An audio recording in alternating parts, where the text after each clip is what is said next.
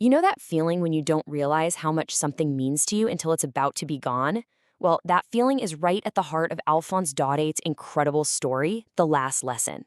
It's all about what happens when a community's identity, its very soul, is on the verge of being erased. So we're thrown right into this world through the eyes of a young boy named Franz. And his day is not starting off well. He's running late for school, and to make things even worse, his teacher, Monsieur Hamel, is going to quiz the class on participles, a topic Franz knows absolutely nothing about. You can just feel his anxiety. And for a split second, he thinks about just ditching school altogether.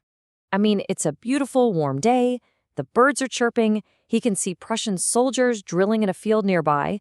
Literally anything seems like a better option than facing a scolding he knows he deserves. But he finds the strength to resist the temptation and hurries on toward school. And this is where things start to feel strange. As he gets closer, he starts noticing that the world around him isn't quite right. The whole day just feels off, and a sense of unease starts to creep in. The first big warning sign is at the town hall. There's a crowd gathered around the bulletin board. Now, for the past 2 years of the war, that board has been the source of all their bad news.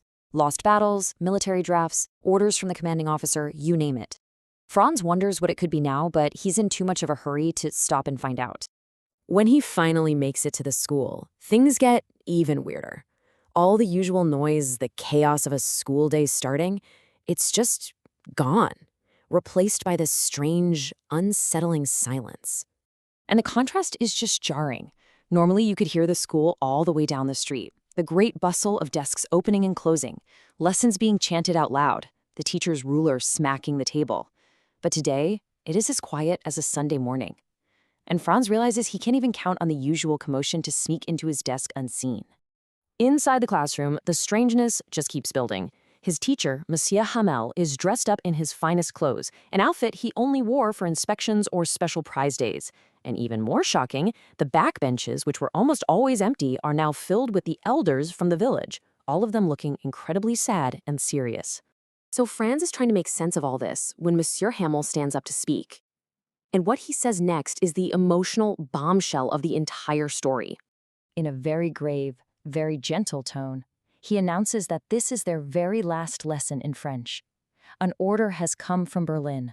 From now on, only German will be taught in the schools of their region. Their new teacher arrives tomorrow. For Franz, that news hits like a physical blow, a thunderclap, he calls it. And suddenly, everything clicks into place. The crowd at the town hall, the quiet school, the village elders sitting in the back, it all makes a terrible, heartbreaking kind of sense now. And this really shows you the story's main point. That grammar book he always found so heavy, the lessons he was always trying to skip, in an instant, they are transformed into precious old friends he's about to lose forever. The regret is just overwhelming. He barely knows how to write, and now he might never get the chance to truly learn his own language. But Monsieur Hamel doesn't just deliver the bad news. He uses this one last moment to give a powerful lecture on the true importance of what they are all about to lose. He explains that everyone shares the blame. He points to the students, like Franz, for always thinking there'd be more time tomorrow. He points to the parents for valuing a little extra money from farm work more than their children's education. And he even blames himself for putting his own small conveniences ahead of their lessons. You see, everyone took their language for granted. And then he delivers the story's most powerful message.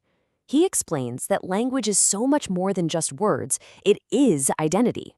For an enslaved people, holding onto their mother tongue is a form of resistance. It's like having the key that can one day unlock the door to their prison. As Franz listens, he suddenly sees his teacher in a completely new light. He thinks about how, for 40 years, this man served faithfully in this very room. And now, it's all coming to an end. He has to pack up and leave his home forever. So the lesson continues, taught with a passion and a patience that Franz has never seen from his teacher before. But all too soon, the moment that everyone has been dreading finally arrives. The church clock strikes 12, and at that exact moment, the trumpets of the Prussian soldiers returning from their drills ring out from just outside the window. It's over. The lesson and a whole way of life has officially come to an end. Monsieur Hamel stands up. He looks pale, And to Franz, he has never seemed so tall. He tries to speak, to say goodbye, but the words just won't come out. He's choked by emotion. Since he can't speak, he turns to the blackboard.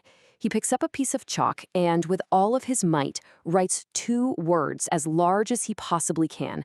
Vive la France, long live France. It is his final lesson, a silent, defiant act of patriotism.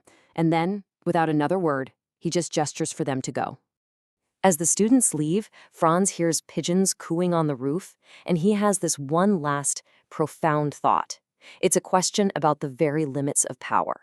Sure, you can change the language in a school, you can change the flag on a building, but can you really force a culture, an identity, out of existence? As Franz wonders, will they make them sing in German, even the pigeons?